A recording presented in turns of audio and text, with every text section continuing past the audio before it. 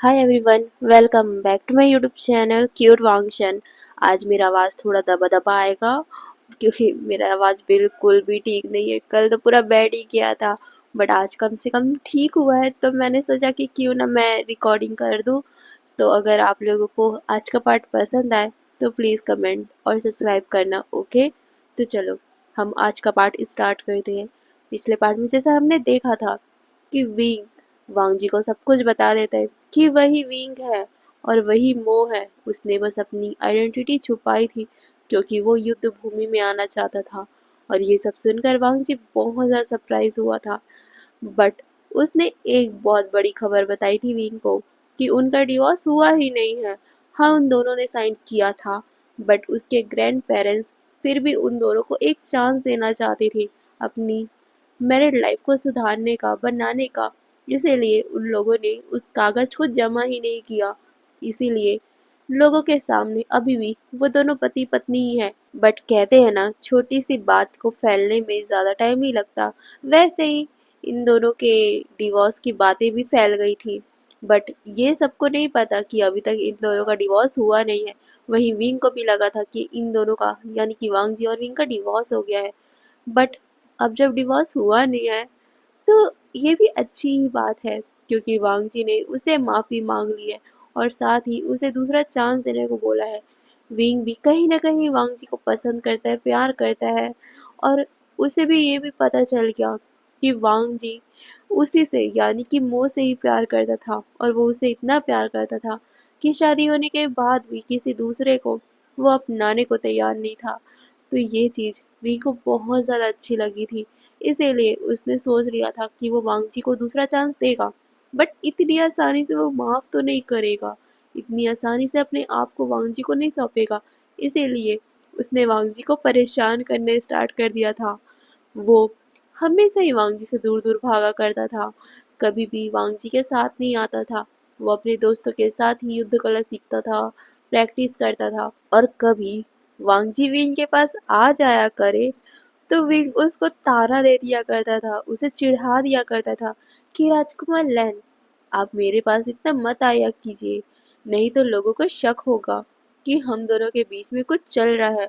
और मैं नहीं चाहता कि लोग ऐसा समझे, क्योंकि मुझे इन सभी चीज़ों में कोई भी इंटरेस्ट नहीं है।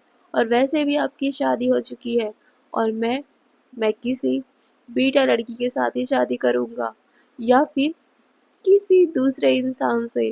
तो आप मेरा पीछा करना बंद कीजिए, समझ गए? और मेरा अल्फा या फिर मेरा पार्टनर जो भी होगा, वो आपसे ज़्यादा अच्छा होगा, जो मुझे प्यार करे, मुझे रिस्पेक्ट दे, यहाँ तक कि वो सिर्फ मुझसे प्यार करे, मुझे किसी रूप पे भी पहचान ले। ये बोलकर वो वांग जी को टॉन्ट मारता था कि वांग जी उसके पास होकर भी उसे पहचान नहीं पाया, तो वो कैसा प्यार करता था। वही वाघ जी को ये सब सुनकर बहुत ज़्यादा ही बुरा फील होता था। कई बार तो उसे चिढ़ आ जाता था कि विग उसे इतना चिढ़ाता क्यों है।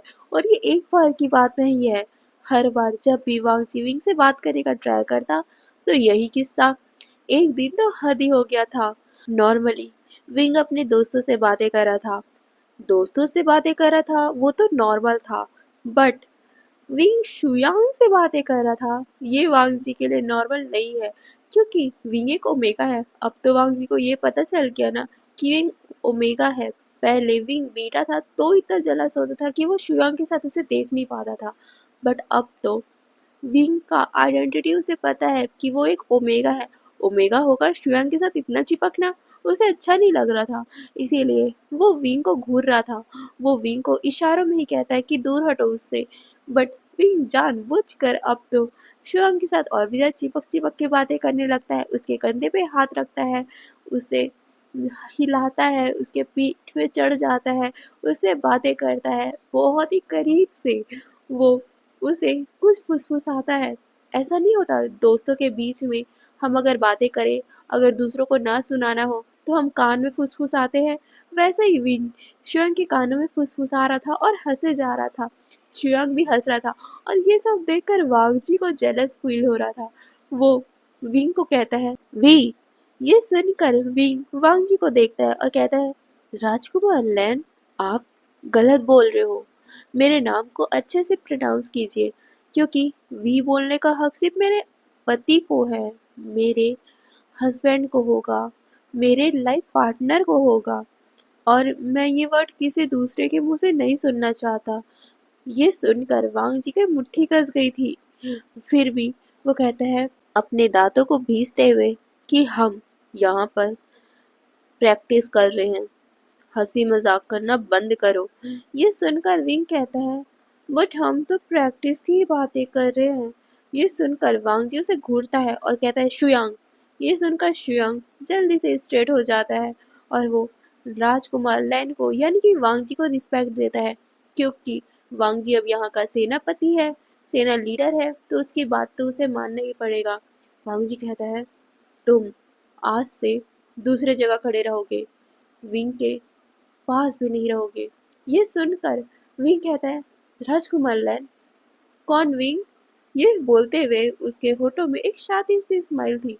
वांग जी उसे घूरता है और फिर अपनी बातों को करेक्ट करते हुए कहता है, कुछ ही टाइम में युद्ध स्टार्ट होने वाला है।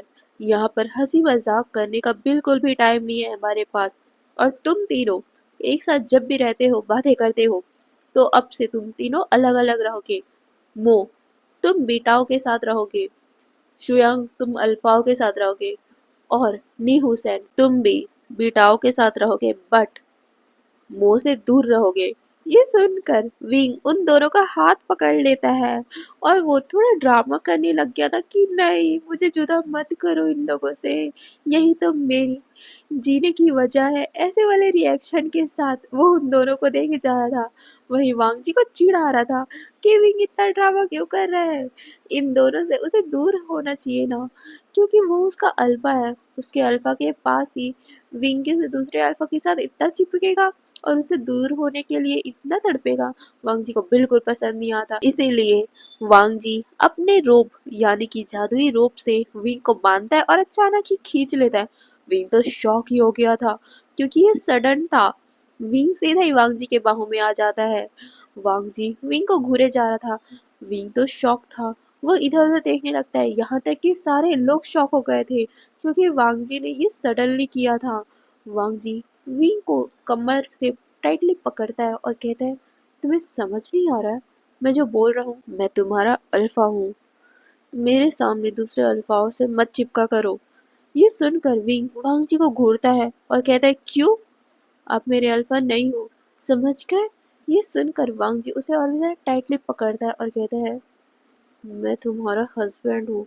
ये बोलकर वो विंग को घूर रहा था और वो इतना धीरे बोल रहा था कि बाकी लोगों को सुनाई नहीं दे रहा था, बट हाँ, इन दोनों की करीबी उन दोनों को, उन सभी को अच्छे से दिखाई दे रही थी। वहीं शुयांग और न्यूसन भी शौक थे, ये वांग जी क्या कर रहा है?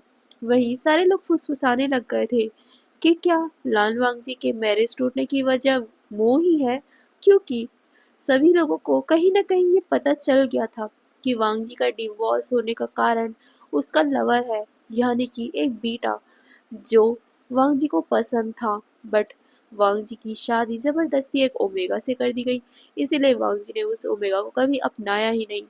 बट आज वांग जी को विंग के इतने करीब यानी कि एक बीटा के इतने करीब देखकर सभी लोगों को यही शक हो रहा था कि वांग जी शायद तक मो को ही पसंद करता है, इसीलिए उसने अपनी शादी तोड़ दी। वहीं दूसरी तरफ विंग और वांग जी एक दूसरे को घूरे जा रहे थे।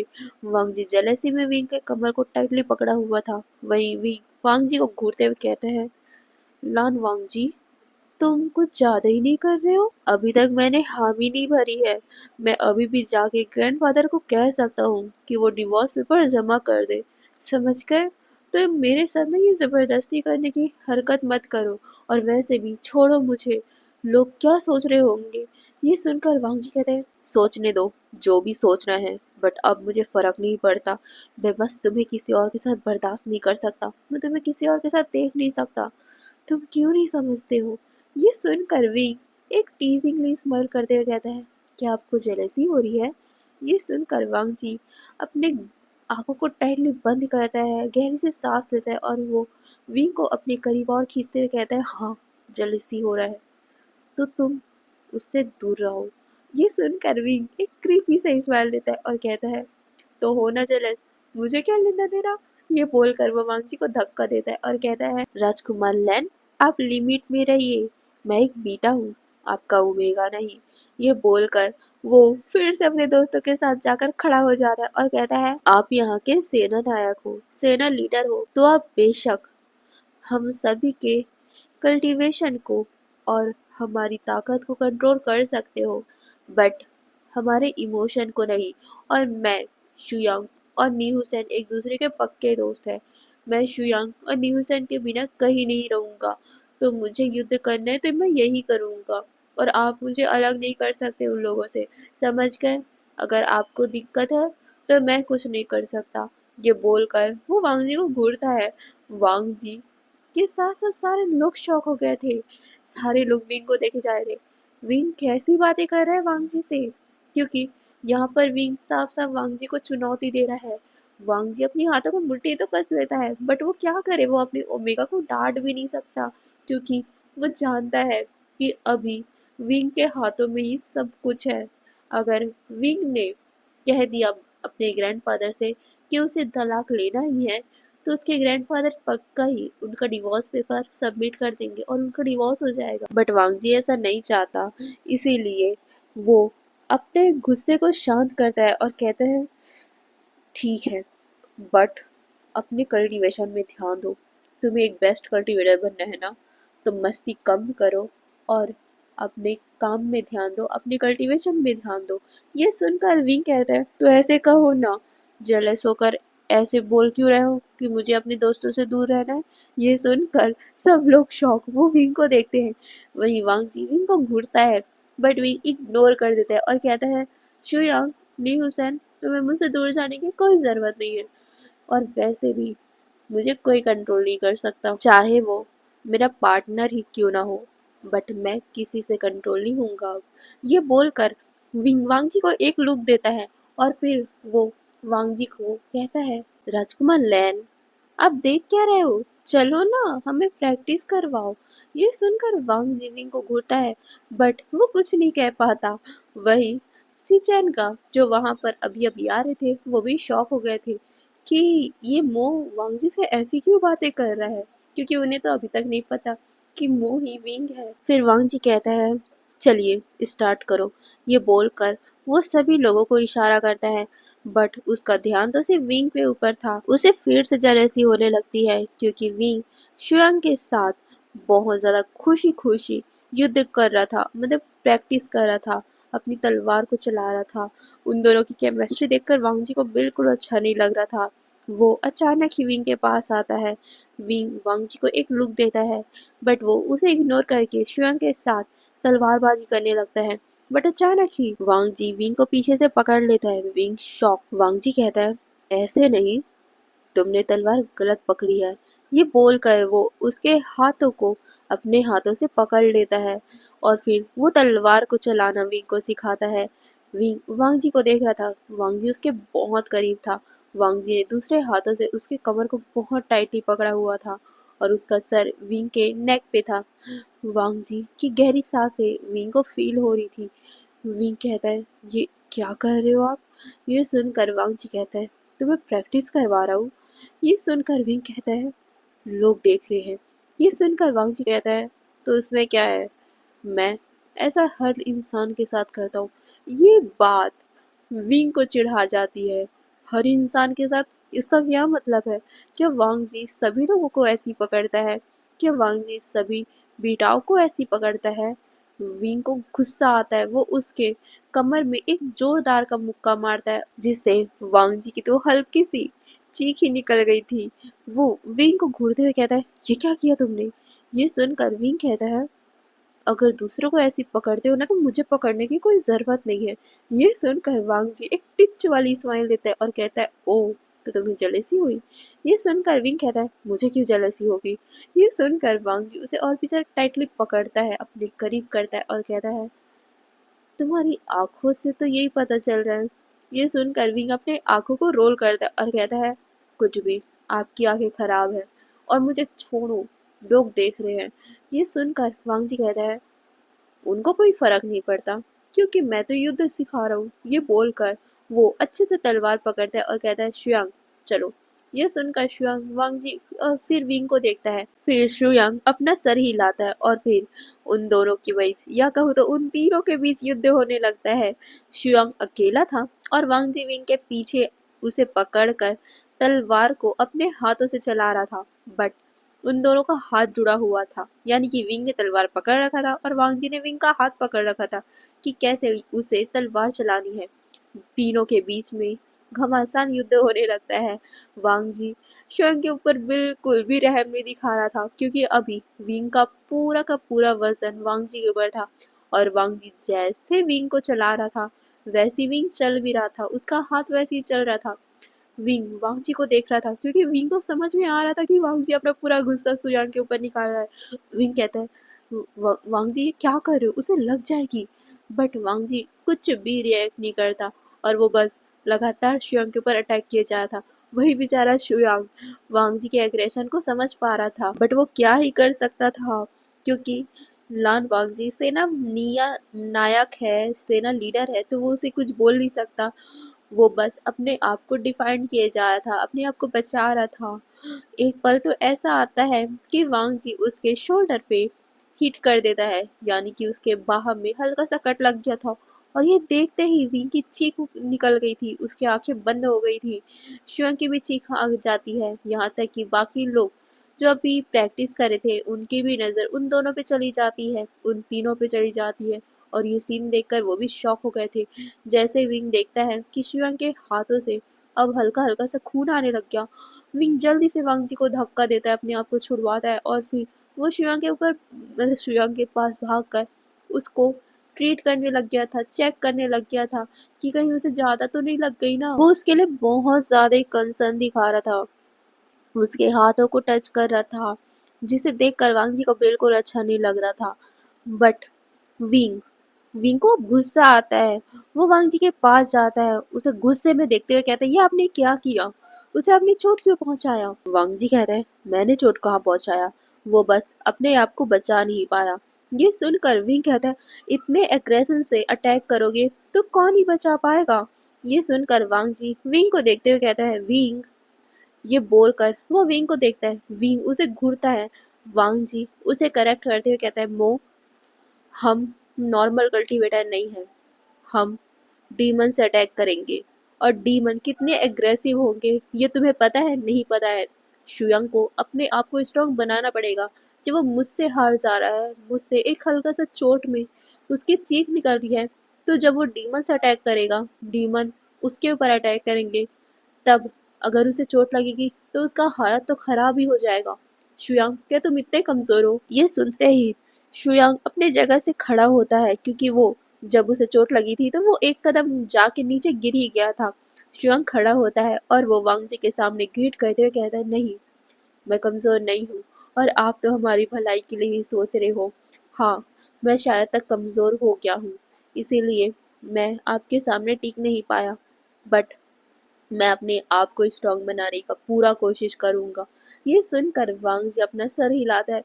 वही भी शिवंग को देखता है, फिर वांग जी को, क्या वांग जी ने सच में शिवंग को सिखाने के लिए सब किया था या फिर जेलेसी के लिए।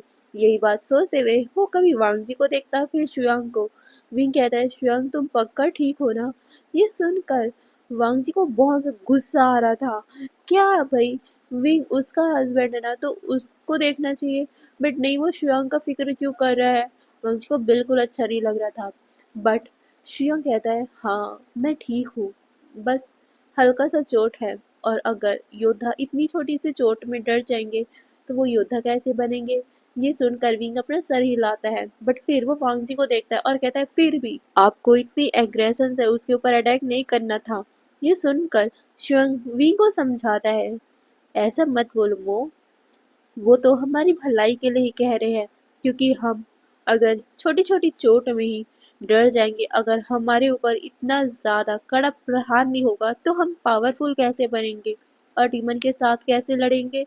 राजकुमार लैन ने हमारे साथ अच्छा ही किया है, हमें और भी ज़्यादा कड़ी मुकाबला करना होगा, तब जाकर हम अच्छे कल्टीवेटर बन पाएंगे। ये सुनकर विंग शुयांग को देखता है और फिर उसकी बात मान जाता है। ये क्या बात है, वांग जी यही सोच रहा था। उसने विंग को समझाया कि उसने जानबूझकर नहीं किया है, वो बस उसे सिखाना चाहता था। तो विंग ने उसकी बात नहीं मानी। बट शुयांग ने एक बार कहा तो विंग मान गया। वांग जी को बहुत ज़्यादा चिढ़ाता है और फिर वो मुंह बनाकर वहां से निकल जाता है। वही विंग जब वांग जी को जाते हुए देखता है तो उसे भी बुरा फील होता है, क्या उसने कुछ गलत कह दिया। बट वो उसके पीछे नहीं जाता, क्योंकि अगर वो उसके पीछे जाता तो लोगों को शक हो जाता कि इन दोनों के बीच में कुछ चल रहा है और बातें फैल जाती, इसीलिए विंग वहां नहीं जाता। बट वांग जी को ये बात और बुरी लगती है कि विंग उसे मनाने भी नहीं आया। वांग जी को थोड़ा सा हर्ट फील होता है। क्या सच में उसने विंग को ज्यादा ही हर्ट कर दिया था? हाँ, उसने हर्ट तो किया था, बट अभी तो सब कुछ नॉर्मल हो गया है ना, फिर भी उसे विंग मनाने क्यों नहीं आया? ये बात सोचकर वो थोड़ा सा अपसेट हो जाता है और उसके बाद तो वो फिर से चुप चुप हो गया था। अब वो विंग को देखता तो था, बट वो अब ज्यादा रिएक्ट नहीं करता था।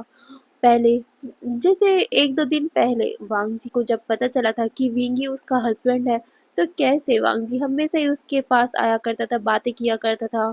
बट अब फिर से वांग जी चुप हो गया है, उससे बातें नहीं करता, तो विंग को बुरा फील हो रहा था। वो वांग जी को देख रहा था, वो वांग जी से बात करना चाहता था, बट अब तो अगर विंग वांग जी के पास जाना भी चाहता था, वांग जी वहां से उठकर चला जाता था यहाँ, या तो वो किसी और से बातें करने लगता था। इस बात से विंग को चिढ़ाने लग गया था। एक दिन तो हद ही हो गया। वैन क्लैन की बीटा राजकुमारी वहां आई हुई थी और बीटा का आना यहाँ पर नॉर्मल है, इसीलिए उस लेडी को यहाँ पर आने दिया गया था। वो लेडी यानी कि वैन किंग बहुत ज़्यादा प्यारी थी, बहुत ज़्यादा समझदार थी। उसके बाबा की यानी कि वैन रूहानी की तबीयत थोड़ी सी खराब थी, उसके गगा भी काम में बिजी थे, इसीलिए वो यहाँ पर आई हुई थी। उसे अपने छोटे भाई वैनिंग का यहाँ पर दाखिला करवाना था और साथ में वो भी यहाँ पर युद्ध करना चाहती थी। वैसे तो बेटा लड़कियों को भी यहाँ पर अलाउ नहीं किया जाता, क्योंकि बेटा लड़की अभी एक नॉर्मल लड़कियों की तरह ही होती है, वो भी बच्चे कैरी कर सकती, इसीलिए उन लोगों को भी घर पे ही रखा जाता है। बट वैन चिंग बचपन से ही वैन क्लैन की एक बड़ी बेटी है, तो उसे एक लड़कियों की तरह नहीं एक लड़कों की तरह पाला गया है।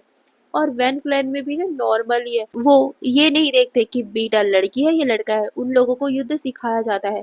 बट ओमेगाओ को घर पे रखना कंपलसरी है।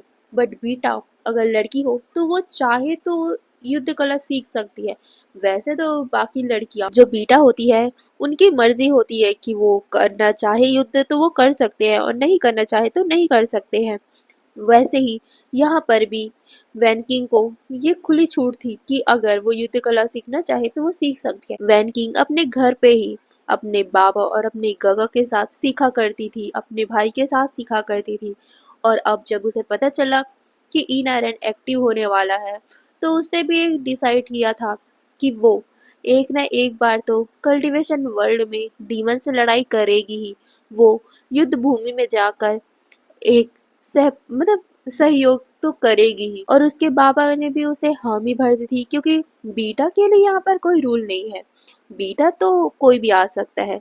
यही बात सोचकर उन्होंने मतलब वैन किंग को एंट्री दे दी थी। यहाँ तक कि वैन किंग के साथ साथ उसके भाई को भी, जो एक अल्फा था बट थोड़ा सा कमजोर था, वैन किंग के हमेशा साथ ही रहता था। वैन निंग दोनों ही वहां पर एंट्री लेते हैं वैन रूहान वांगजी से, क्योंकि वांगजी अब वहाँ का सेना लीडर है।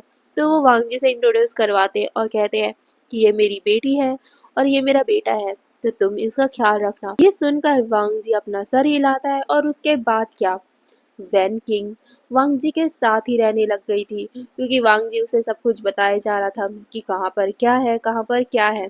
वैन किंग भी बहुत ज्यादा ही खुश हो गई थी बट वांगजी को देखकर, क्योंकि कहीं ना कहीं उसे वांगजी के ऊपर क्रश जो हो गया था, क्योंकि वांगजी सेना नायक है, कितना महान योद्धा है। सभी तरफ वांगजी की बातें फैली हुई थी और यहाँ तक कि वैन क्लैन में भी फैल गया था कि वांगजी का डिवोर्स हो गया है। तब तो वैन किंग के पास पूरा चांस था, इसीलिए वो वांगजी के ऊपर लाइन मारने लगती है, वो उससे बातें करने लगती है।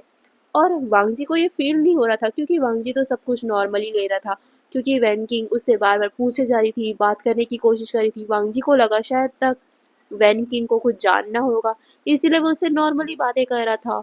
वही विंग जिसे अब जेलसी होने लगती है, क्योंकि वो कहीं न कहीं समझ पा रहा था, एक लड़की ही दूसरी लड़की का फीलिंग समझ सकते हैं, तो एक बॉटम दूसरे बॉटम का भी तो फीलिंग समझ ही सकता है। इसलिए विंग को भी फील हो रहा था कि वैन किंग नॉर्मली वांग जी के साथ बातें नहीं कर रही है, वो उसके ऊपर लाइन मार रही है। कैसे वो वांग जी को देखकर शर्माती है, कैसे अपने बालों को ठीक करती है, कैसे हमेशा छोटी-छोटी बातों को पूछने के लिए वो वांग जी के पास आ जाया करती है। ये चीज़ देखकर विंग को बड़ा गुस्सा आ रहा था। वही ये चलो ठीक है कि वैन किंग लाइन मार रही है, बट वांग जी उसे कुछ क्यों नहीं कह रहा है? क्योंकि पहले वांग जी ज़्यादा लोगों से बातें नहीं करता था, बस हाँ, हूँ ऐसे बोलता था। बट अभी वो वैन किंग से कितनी बातें कर रहे हैं, और साथ ही वो वैन किंग को मना क्यों नहीं कर रहे हैं? चलो भाई मान लिया, कुछ टाइम पूछ लिया, बट ये तो लगातार उससे चिपके जा रही है। और वांग जी को इसे इरिटेशन नहीं हो रही है क्या? विंग को इरिटेशन हो गई, क्योंकि वैन किंग बार बार छोटी छोटी बातों के लिए वांग जी के पास आ रही है। क्या वांग जी को परेशानी नहीं हो रही इसे? कहाँ से होगी? कितनी सुंदर है ना। वांग जी शायद तक अब इसमें मोहित हो गया है। ये बात सोचते हुए विंग की मुट्ठी कसी जा रही थी। उससे बहुत ज्यादा चिढ़ मच रहा था कि वैन किंग इतना क्यों चुप चिपक रही है उसके अल्फा से। वही वांग जी उसे क्यों कुछ नहीं कह रहा है। पहले तो वांग जी बड़ा बोला करता था कि मैं तुम्हारे अलावा किसी और से बातें नहीं करता, मैं किसी और के पास नहीं जाता, किसी और को देखता भी नहीं हूँ। बट वैन किंग, क्या वैन किंग अलग है? क्यों उससे चिपक रहा है वांग जी? वही वांग जी का सिंपल था कि वो बस उसे बता रहे, क्योंकि नई नई आई है तो उसे कुछ जाना पहचाना होगा, तो इसीलिए वो उसे नॉर्मली बता रहा है। और वैंकी एक बीटा है, तो उसके लिए वो नॉर्मल ही था, क्योंकि वांग जी ओमेगाओ के पास नहीं जाता। बीटा तो उसके लिए नॉर्मल ही, क्योंकि वो बीटा के सिखाया करता है। और वैन किंग भी बहुत ज्यादा समझदार है, तो वो वांग जी को डायरेक्टली ये नहीं कह पा रही है कि वो उसे प्यार करती है, वो बस उसे धीरे धीरे करके अपने झांसे में फंसा रही है। वांग जी का जो जो फेवरेट है वो उसे वांग जी को अट्रैक्ट करने के लिए इस्तेमाल कर रही है। जैसे वांग जी को म्यूजिक बहुत पसंद है, किताबें पढ़ना बहुत पसंद है, न्यू न्यू किताबों को पढ़ाई करना, न्यू न्यू कल्टीवेशन को सीखना वांग जी को बहुत पसंद है। और ये वैन किंग को बहुत अच्छे से पता है, क्योंकि उसने पहले से ही पूरा जांच पड़ताल करके आया था कि वांग जी को क्या क्या पसंद है। इसीलिए वो वांग जी के पास उसी सब बातों को लेके आती थी कि मुझे ये बुक नहीं मिल रहा है, ये इस गाने में मुझे ये समझ नहीं आ रहा है, क्या आप मुझे बता सकते हो मैं कैसे म्यूज़िक से अपना कल्टीवेशन करूँ? ये सब बातें ना वो वांग जी को बोला करती थी, और वांग जी को इनमें इंटरेस्ट आता था। उसे लगता था कि वैन किंग सच में सीखना चाहती है, सच में वो कल्टीवेशन को एक नए लेवल पे ले जाना चाहती है। इसीलिए वो वैन किंग को सिखाया करता था और वो बताया करता था, और ये चीज़ विंग को पसंद नहीं आती थी, क्योंकि उसे लगता था कि वांग जी अब उस पर ध्यान ही नहीं दे रहा है। पहले कितना ज़्यादा मस्त उसे चिपका रहता था, उसे मनाने का ट्राई करता रहता था, बट अब उसकी तरफ वो देखता भी नहीं है। विंग को अब धीरे धीरे करके गुस्सा आते जा रहा था, वो वांग जी के ऊपर चिड़चिड़ा होते जा रहा था। एक दिन तो हद ही हो गया। वांग जी लाइब्रेरी में कुछ काम कर रहा था, तभी वैन किंग उसके पास आती है, एक बहुत ही अच्छा म्यूजिक को कंपोज करके, यानी कि वो बहुत ही सुंदर से म्यूजिक को लिख के आई थी। वो वांग जी के पास आती है और कहती है, राजकुमार लैन, ये म्यूजिक मुझे समझ नहीं आ रहा, मतलब मैंने कंप्लीट कर लिया है, बट ये लास्ट वर्ड मुझे समझ में नहीं आ रहा कि मुझे क्या करना चाहिए, आप मुझे बता सकते हो क्या? ये बोलकर वो वांग जी को देख रही थी। वांग जी उस म्यूजिक को देखता है, सच में बहुत ही अच्छा था, इससे हमारे अंदर की पावर इनहेंस होगी, और वैन किंग इसमें बहुत अच्छा काम कर रही है। इसीलिए वांग जी उसे बताने लगता है कि कहाँ कहाँ पर गड़बड़ी है, कहाँ कहाँ उसे सुधारना चाहिए, कहाँ पर क्या करना चाहिए और लास्ट में क्या होना चाहिए। क्योंकि हल्का सा भी म्यूज़िक में चेंज आएगा ना, तो उससे आपके मानसिक हालत पे, आपके दिमाग में, आपके बॉडी में अलग ही इम्पैक्ट पड़ेगा, जैसे कि द अंथेम में हुआ भी है। एक सॉन्ग अलग था, जिससे आपके माइंड को शांति मिलेगी, आपकी बॉडी को हीलिंग पावर मिलेगी, बट हमारे मैंग्याओ ने उसी चीज़ को गलत वे में किया, हल्का सा टून को चेंज किया, जिससे हमारे नी मिंजू की डेथ हो गई थी। वैसे ही हल्का सा भी अगर चेंज होता है म्यूज़िक में, तो उसे बहुत बड़ा इम्पैक्ट होता है। इसीलिए वांग जी उसे बहुत ही अच्छे से इंटरेस्ट लेके बताने लगता है। वैन किंग भी बहुत ही ज्यादा इंटरेस्ट से ये देख रही थी, बट वो किताब को नहीं, वांग जी को देख रही थी। वो वांग जी की आंखों को देख रही थी, वांग जी के होठों को देख रही थी। वो धीरे धीरे करके वांग जी की तरफ बढ़ने भी लगती है। वो वांग जी के ऊपर पूरा मदहोश हो चुकी थी। वही वांग जी अपना पूरा ध्यान उस लाइन पे लगा रहा था, जिस वजह से उसे समझ ही नहीं आया कि वैन किंग क्या करी। उसे लगा बस वैन किंग उसे ध्यान से देख रही होगी ताकि वो समझ सके, क्योंकि ये होता भी है। आप किसी को पढ़ा रहे हो ना, तो वो इंसान आपको ध्यान से देखेगा ही। तो वांग जी को बस वही लगा कि वैन किंग उसे ध्यान से देख रही है। बट तभी अचानक ही कोई आया, वैन किंग के बालों को पकड़ा और अचानक ही उसे दूर धक्का दे दिया। वैन किंग की चीख निकल गई। वही वांग जी जो अभी पढ़ाई मतलब उसे बताने में बिजी था, अचानक ही वैन किंग की आवाज सुनता है तो झटके से ऊपर देखता है। वहां पर विंग गुस्से से खड़ा हुआ था। उसकी आंखें पूरी लाल हो चुकी थी। उसका फेरोमोन तेजी से स्प्रेड हुए जा रहा था। वही वांग जी विंग को देखता है, फिर वैन किंग को। वैन किंग दर्द में अपने बालों को पकड़ती और गुस्से से वो खड़ी होकर कहती, तुमने ये करने की हिम्मत भी कैसे की मेरे साथ। ये सुनकर विंग जिसके हाथों में अभी स्क्रॉल था, वो उसे वैन किंग के ऊपर फेंकते हुए कहता है, तुम्हारी हिम्मत कैसे हुई मेरे अल्फा के इतने करीब आने की। ये बोलकर वो गुस्से में वैन किंग को देख रहा था। असल में कुछ टाइम पहले ही एक एल्डर ने विंग को एक स्क्रॉल दिया था कि वो जाकर वांग जी को ये दिखा दे ताकि वो इसे करेक्ट कर सके, क्योंकि वांग जी सेना लीडर बन चुका है तो उसे अब दिखाना विखाना सब चलेगा ना। तो उसी को दिखाने के लिए विंग को कहा गया था। विंग को भी अच्छा मौका मिल गया था वांग जी से बातें करने का, इसीलिए वो तुरंत ही उसे लेकर वांग जी को ढूंढते हुए लाइब्रेरी पहुंचा था। बट उसने जैसा सीन देखा ना, उसे बहुत गुस्सा आया था, इसीलिए वो तुरंत ही वैन किंग का बाल पकड़कर उसे दूर धक्का दे देता है। और अभी वैन किंग के ऊपर वो वही स्क्रॉल फेंक कर मारता है और गुस्से में कहता है, तुम्हारी हिम्मत भी कैसे हुई मेरे अल्फा के इतने करीब आने की। यह सुनकर वैन किंग गुस्से में चिड़चिड़ाते हुए कहती, तुम्हारा अल्फा, तुम बस एक नॉर्मली बीटा हो, अपनी औकात मत भूलो। ये सुनकर विंग को और गुस्सा आ रहा था। फिर वैन किंग वांग जी को देखते हुए कहती, राजकुमार लैन, देखो ना इसे, इसने मेरे बालों को कितनी टाइटली पकड़ा था। मैं तो बस आपसे ये सीख रही थी ना, इसने देखो ना मेरे साथ क्या किया। आप इसे कुछ बोलो। ये बोलकर वो रोने की एक्टिंग करती है। वही वांग जी विंग को देखता है। विंग कहता है, बोलोगे मुझे। ये बोलकर वो उसे आंखें दिखाता है। वांग जी शांत, वो क्या ही बोल सकता है। वो अभी इस शेरनी के सामने कुछ नहीं बोल सकता, इसीलिए वो चुप हो गया था। वही वैन किंग रोते हुए कहती, राजकुमार लैन, आप इसे बोलो ना कुछ, पनिश करो इसे, इसने मेरे साथ कैसी हरकत की है। बट वांग जी कुछ भी नहीं बोलता है। वहीं विंग वांग जी को कहता है, और आपको तो मैं बताता हूँ, अब आना मेरे पास। ये बोलकर वो गुस्से से वहां से निकल गया था। वही वांग जी की तो सिट्टी पिट्टी गुल हो गई थी, अरे यार ये क्या हो गया। और आज के लिए बस इतना ही, ओके। कल के पार्ट में देखेंगे आगे क्या होगा। और आज को मेरा गला बहुत खराब है तो प्लीज इतना मैनेज कर लेना।